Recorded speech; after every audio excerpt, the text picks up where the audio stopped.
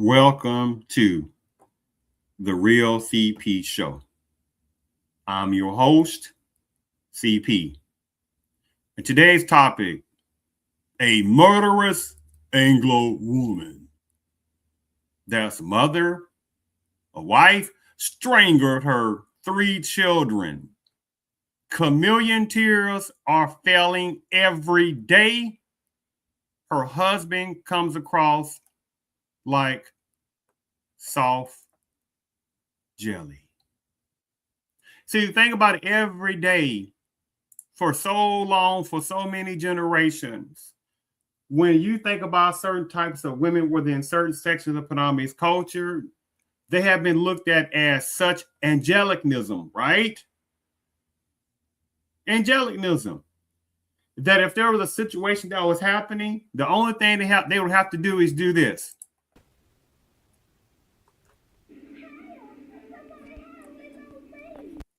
What? They have to do what in general?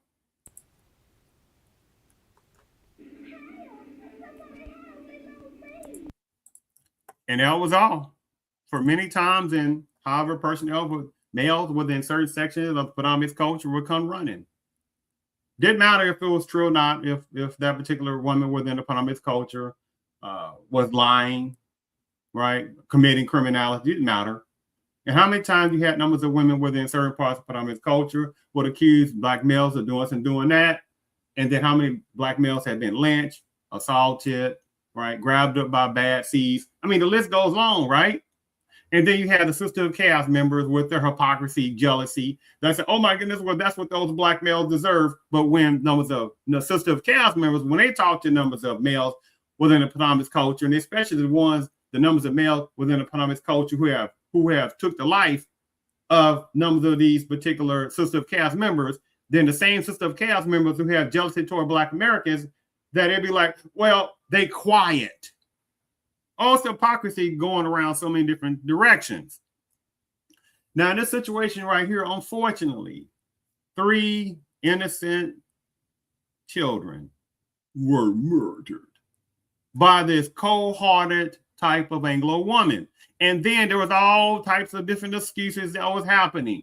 And then we sit there and look at, and you just kind of hear the way that the husband, the soft jellied bellied husband would talk about this. It's like you can tell he was a simp as well. And he basically was just being used by her, just basically pretty much economically, as however numbers of males within certain parts of Panamese culture get used every day by certain numbers of women within the Panamese culture, the ones who do this, that sit there and use these type of males and stuff like that as economics, for economics, for socially, for politically, etc. Right?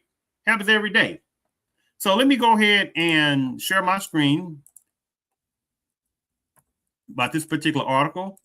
I'm gonna read one more particular article on this, but I want to set the direction up with this. Oh, that's not the one. You know what? Hold on for a second. You know what? Not that one yet. Not that one yet. No. Not that one yet. That's the second one I think I want to show on that. So let me go back. And let me go back here. All right, this is the one. All right, here we go. Make sure you can see this. CT means Connecticut native Anglo woman, Lindsay Clancy, accused of unaliving her 3 innocent children in prison court Wednesday. Today is January the 11th, 2026. This article, it says updated January the 7th, 2026. All right. Look at the eyes. Look at the eyes of murder. Look at it. Does that look like a lovingness to you?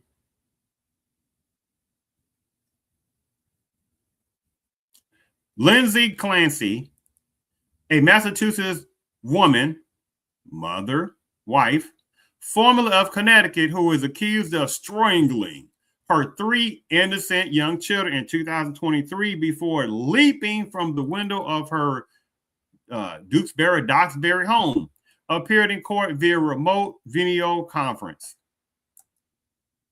The prostitute. Oh God, golly. Oh boy, I tell you, prosecution and Clancy's lawyer, such and such person, debated how to accommodate her during her trial this summer, including transporting her to and from court. Clancy, who was raised in Wallingford, is charged with the murder and the deaths of her 3 innocent children, 5 years old, 3 years old, and 8 years old. Enforcement said she strangled each of her children with exercise bands. Clancy was left paralyzed after she leapt from her home's window in an attempt to take her own life. Reddington has argued in a motion that she should be transported to court by ambulance rather than a sheriff's van. Already, right, trying to show humanity for her. Now, if this would have been a black woman who did that, oh, no. She's going straight in the sheriff's van, regardless of whatever injuries she has. Doesn't matter, right? See how the hypocrisy goes with that. Talked about during Wednesday's hearing, Reddington said the trial would be a logistical nightmare. No, it's a logistic nightmare when it's not a black woman, if that would have been involved, right? Then it's pretty cut and dry. We have a person who is paralyzed and will be paralyzed for the rest of her life by choice, isn't it right? She leaped from the home's whatever patio, whatever she leaped from, balcony, wherever it is, should we say, knowing she did what she did to those 3 innocent kids, right? But they want to give sympathy for her. But again, if that was a black woman, there's no sympathy. Oh, and you better not have been a black male, and for whatever reason he did that, he's going to get electrocuted, right? He's getting a death sentence, right? He's going to get oh my goodness, we need to protect, we need to protect these children from these bad males. Oh my God, the woman, I bet the wife, look what she's going through. She probably had hell going through dealing with that man, right? Oh, I know these people very well and their sinister mentalities, people.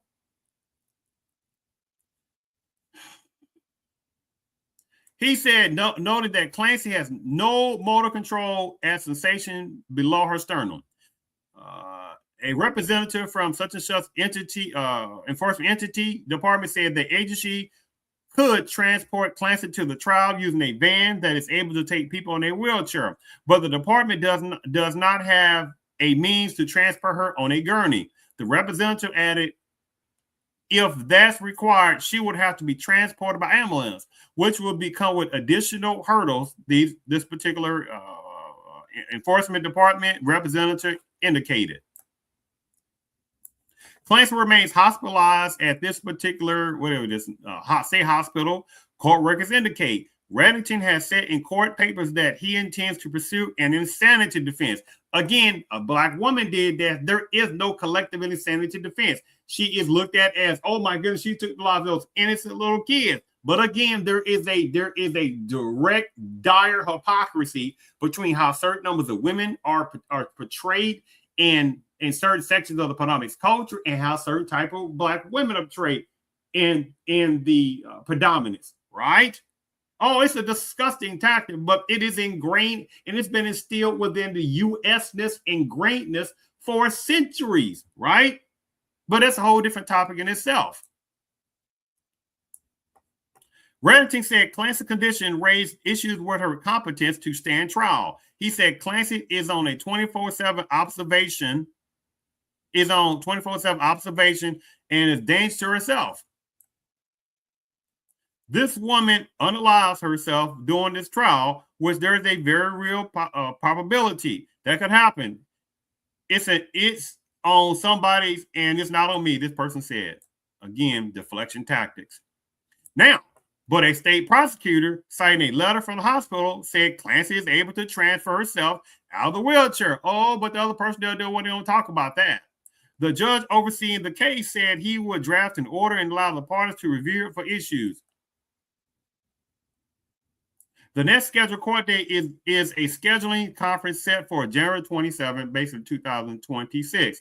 Reddington has said Clancy was on multiple medications for postpartum depression and possibly was suffering from postpartum psychosis.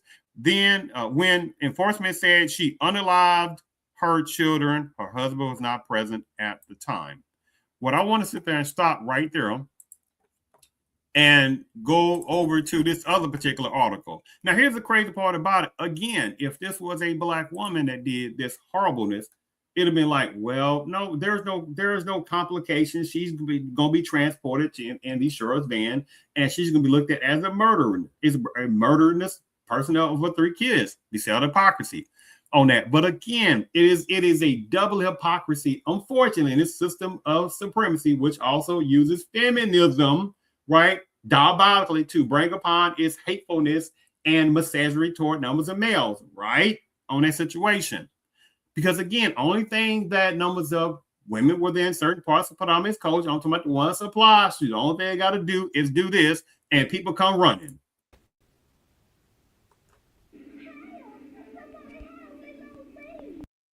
That's all they got to do. And you got personnel, they be like, I guess, okay. They're like, they don't see that, right? And this is what feminism, supremacy, love, that numbers of society act like they don't see. Oh, and by the way, there are numbers of women in general within various parts of predominant culture, and there are women that are called what I've coined, nobody else, what I call the sisterhood of chaos members, right? But especially the certain numbers of women within the predominant culture, they wish they had it like this. No forgiveness is necessary. We are grateful for your help, Wonder Woman. An entire Earth led by Amazons. How wonderful. Our planet, Themyscira, is a rare pearl. The shadows flee at intensely bright light. Is there sufficient electricity nearby to... When we threw off male oppression, we discarded the infernal wheel of technology as well. It did not agree with our ways. Our old men, they live still, controlled. They serve us. It's better than they deserve. My queen. That is some misogynistic mentalities, right? As certain numbers of women within the predominant culture truly have, right? Oh, they really do, the ones who do. So this last article I'm going to read and finish the show. Appreciate you tuning in to this. These kind of things need to be talked about a lot more than they are on that, especially situation going on with Minnesota, right? With a particular Anglo woman that knowingly sit there with her girlfriend who looked rough. That's a whole different topic. I'm going to do a probably topic show probably later on today or tomorrow, maybe on that part of that situation on that. But it's interesting how the dynamic of the outrage that this particular Anglo woman and her rough looking wife knowingly sit there and block ICE and however enforcement personnel from doing their duties. And you got this outrage, right? Now, again, if that would have been a black man, it would have been all kind of outrage at the black man. If that would have been a black woman, it would have been outrage at the black woman, right? You see how it goes, right? But that's a different topic. So this right here, this article, I'm just going to show a very quick picture of the husband and the 3 kids. I don't want to show that too much on that. But as you see right here, all right, that's all I want to show you on that. So the husband and make sure you can see this.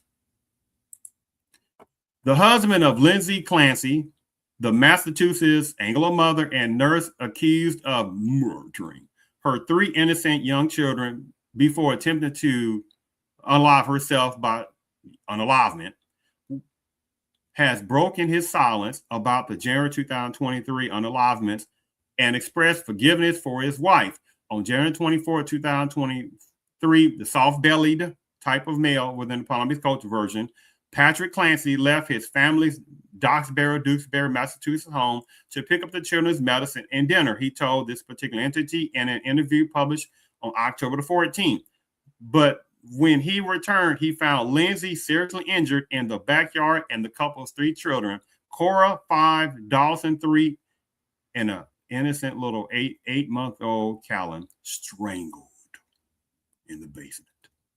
Prosecutors said Lindsay allegedly slit her wrist and neck, then leapt from her 2nd-story bedroom window in an attempt to unalive herself after strangling voluntarily, knowingly, the children with exercise bands. Cora and Dawson, unfortunate transition that day, and Callan passed 3 days later from his injuries. She has since pleaded not guilty to 3 counts of murder and strangulation. The defense attorney for Lindsay, who is now paralyzed for Lindsay, the defense attorney for Lindsay, who is now paralyzed from the waist down due to the fall, has said in court that the former labor and delivery nurse did not plan the unaliveness and they were a product of mental illness, citing the effects of, this is a good part here, citing the effects of multiple medications doctors prescribed to treat her depression and anxiety after the birth of her third child. After the birth of her third child, keep that in mind, in 2022. Now, interesting, again, if this was a Black woman who did this, right? I'm not talking about the Sister of Chaos type members, but if this was a Black woman who did this, there is no such thing as mental disease. And I'm getting tired of people getting tired, the ones who know that knowing, people just throwing out the generic mental diseases, right? But when you had bad seeds that have done bad things to Black Americans. Look at George Floyd. George Floyd had a mental situation, and that demonic Derek Chauvin with his demonic knees and his little other non-Black people of color around him, which they are basically getting a free pass. He put his nasty little demonic knees on the back of George Floyd's head for almost 10 minutes. He was having some mental diseases himself in his mind, but you had some personnel that was trying to make excuses for that demonic Derek Chauvin. You said it goes, right? Said it goes. So think about it, going back here. Go right quick. The medications, including Prozac, Seroquel, and Trazodone, were to blame for her postpartum depression, as well as the possibility of postpartum psychosis.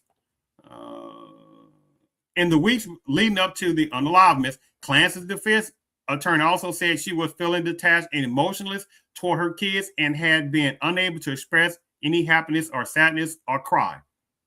Now, let's see what the prosecutors are going to say. Meanwhile, the prosecutors have argued Lindsay unalived her children with deliberate premeditation and extremely atrocity and cruelty.